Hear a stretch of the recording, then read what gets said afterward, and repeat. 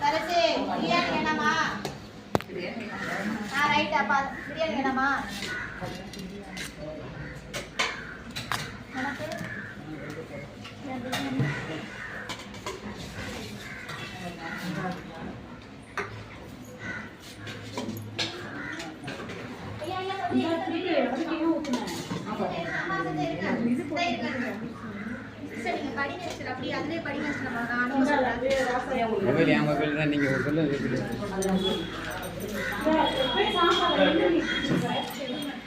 வணக்கம். புதுக்கோட்டை மாவட்டம் ஆலங்குடி வட்டம் ஆவடையார்பட்டியில் தர்மா முதியோர் மற்றும் குழந்தைகள் இல்லம் செயல்பட்டு வருகிறது.